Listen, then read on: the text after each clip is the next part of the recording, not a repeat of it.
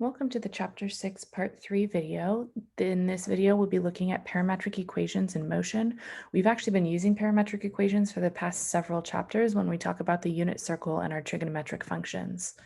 So in this section, we're going to learn a little bit more about parametric equations and parametric curves on the calculator, and then a couple examples of eliminating the parameter, so rewriting it without a parameter, and we're going to learn about what that means. Why do we care? These topics are used to model the path of an object, such as a baseball or a golf ball. If you were to look at, for example, a person pacing back and forth in the front of a classroom, the path would just be back and forth over itself. However, if we can plot that path over time, then it becomes something that we can start interpreting. So we've really been using parametric equations ever since we started learning how to graph, but now we're adding a new variable. So what is a parametric equation? A parametric equation or a parametric curve is a graph of ordered pairs where each coordinate of those ordered pairs comes from a separate function. So we can say the x coordinate comes from one function and the y coordinate comes from another. So that could be space and time. It could be distance and speed. It could be any two functions. And those two functions are defined on an interval I, so we can look at it just over a certain amount of time with values that are important to the parametric curve. So that's similar to restricting domain and range, but now instead of restricting x and y values, that's restricting our new value, which we can call t. Okay, so the equations are called the parametric equations for the curve, and the variable t is called the parameter. The t is the argument that goes into the two functions that make up the parametric equations. And then I is the parameter interval. So it's where is our parametric equation defined in terms of t. So just kind of as a summary, we had x values are called the domain. The y values give us the range. And now our t values give us our parameter interval. This was called D, this one's called R, and this one's called I. Okay, so we added a third variable. We want to be able to restrict when we use that variable. So an example that we've been using over the past few chapters already is the unit circle. And we said every point on our unit circle can be called XY, but it can also be called in terms of our angle. And I'm going to call our angle T so that we're using the same variable that we just used to define parameters. And so then it would be cosine of T, comma, sine of T. So we've been using our angle as our parameter. So T is our angle and that's our parameter. That's our extra variable that we're adding in so that we can rewrite our unit circle in terms of our trigonometric functions. Okay, so let's take a look at an example. We're going to use our calculator for this. So we want to given the parametric interval, so I have three intervals here. I want to graph for x equals t squared minus 2 and y equals 3t. So let's switch over to the calculator screen so that you can see that clearly. Okay, so once you have your calculator out, the first thing that we need to do in order to graph parameters is change our mode into parametric. So you're going to go into mode. That's the same place you switch from radians to degrees. And then underneath where it says radians and degrees, you should see function highlighted. We're going to go next to that to parametric. Hit enter. Now parametric should be highlighted. What that's going to change is in our y equals, you'll now be able to see an x in terms of t and a y in terms of t. So it's changed our function mode from functions, f of x, into parametric, f of t. Okay, so we want our first one, our x value, to be t squared minus 2. So we're going to use that variable button, the same one you use when you're typing in a regular function. But now instead of putting x, it's going to put t because we're in parametric mode. T squared minus 2. And then in the y, so you hit enter or go down to y, and then you are typing 3 times the variable, which it will automatically put as t. Okay, now for all three intervals, we're going to have the same x and y. So we're not going to have to go back and change those. But if we did want to change those, we would have to clear out both of them because those two functions there define our parametric equations, plural. They come together. So now we're going to change our window because we want to change the interval for t. Our t minimum, we want to be at -3. Right, we want our t minimum here to be at -3. And our t maximum for this one, we want to be at +1. Don't change the t step. If your t step gets changed, you can always go back to Zoom's standard, just like we did when we were graphing functions. T standard will be your go-to to get your t step back to, it needs to be a really tiny value for your graph to work. Okay, so now that we've got our t minimum and our t maximum, we can go ahead and graph this and see what it looks like. So what I'm seeing here is this kind of hook shape, right? So I'm going to go ahead and graph that here.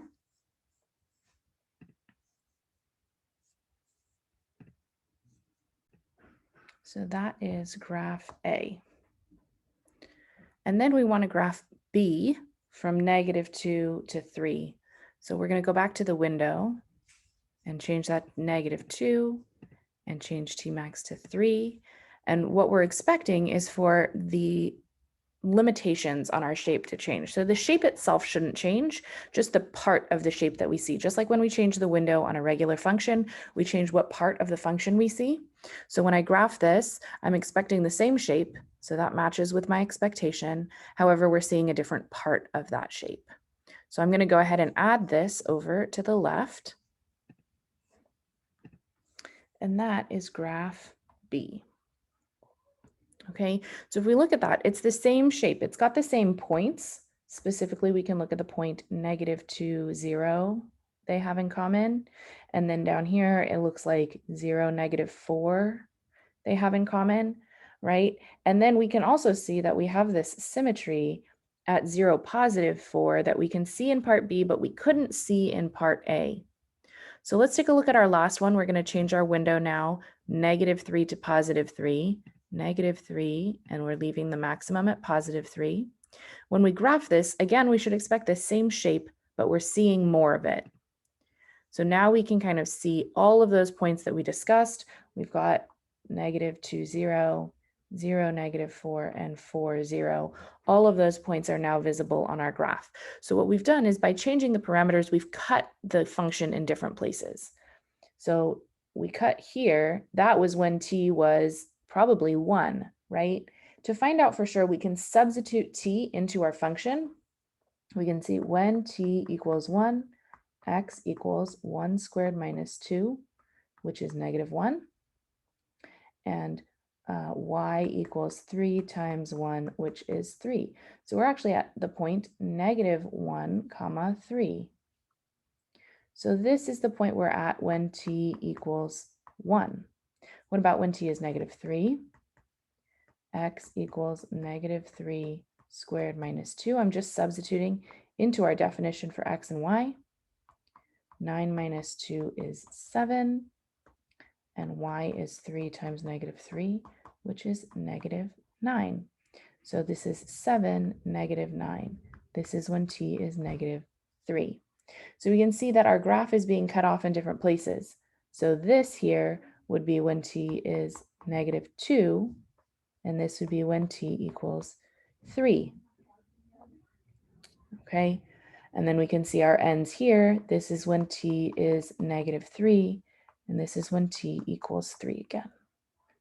So by changing our t value, we are, think about like marching along the curve, and we can change when we start and stop that curve. Okay, so that's example 1. For the rest of the examples, we're going to be eliminating a parameter. So let's go ahead and switch back to the PowerPoint. In example 2, we want to eliminate the parameter. Eliminating the parameter means we no longer have t.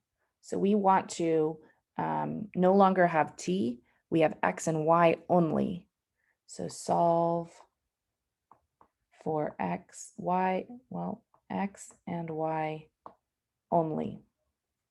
And the way we do that is by using systems of equations. Remember, when we had a system in 3 variables back in algebra, we would eliminate one of the variables and we would have a system with only 2 variables left. And that's exactly what we're going to do.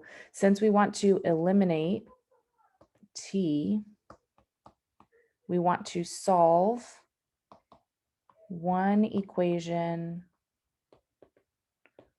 for t, then substitute into the other t. And then lastly, usually we'll write it in function notation, so then solve the new equation for y. So let's look at our 2 equations. We have x equals t plus 1 and y equals 2t. No restrictions on t. That's always good to see. And so we want to solve one of them for t. It doesn't really matter which one we solve. I'd like to avoid fractions if I can, so I'm going to solve the first one. X equals t plus 1, then t equals x minus 1. That's step 1. Step 2 is to substitute it. So we have y equals 2t. We're replacing that with x minus 1. So y equals 2x minus 2. And then step 3 is already done. Y equals 2x minus 2. Or we can now write this as f of x equals 2x minus 2 because it's a function in terms of x. And now we can see that that parametric equation would be a line with an intercept at -2 and a slope of 2. So if I were to graph the parametric equations in my calculator, and I would make my t values for my window very small and very large, just to make sure that I have enough, so maybe -10 to 10, then I would see that this is a line with a slope of 2. Okay, let's try another one. In our next example, again, we want to eliminate the parameter, but this time we have we have trigonometric functions. So instead of solving for t, we're going to try to set this up using an identity. And the identity that we want to use is the Pythagorean identity. And so we want to eventually end up with cosine squared t plus sine squared t so that we can replace it with 1. That's our goal. So this is where all that practice with proofs comes in. We want to set up an equation that we have a cosine squared and a sine squared, but right now we have just cosine and sine. So if I add x squared plus y squared,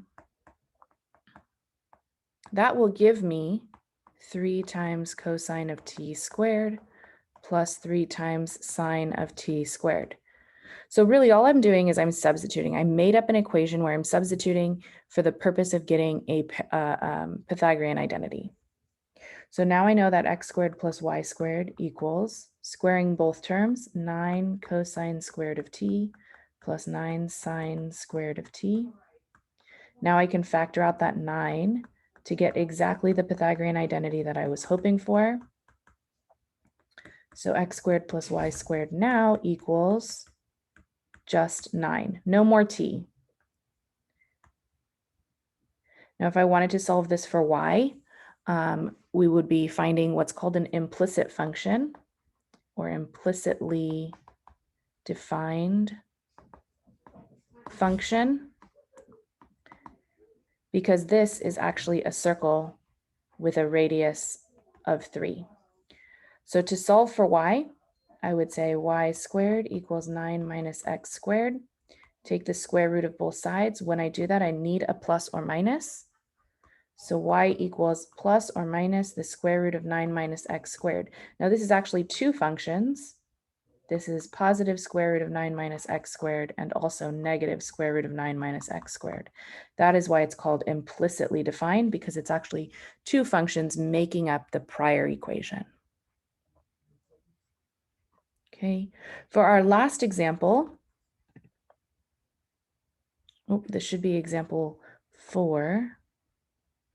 For our last example, we want to, again, eliminate the parameter. So that means solving for t. There's no trig function, so I'm not going to have to use an identity.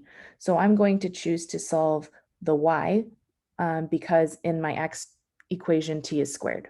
So I'm going to say y over 6 equals t. That was step 1. Step 2 is substituting. X equals 5 minus y over 6 squared.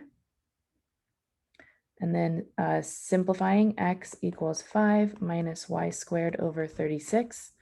I'm going to go ahead and clear my fraction, multiply everything by 36 over 1. 36x equals 5 times 36.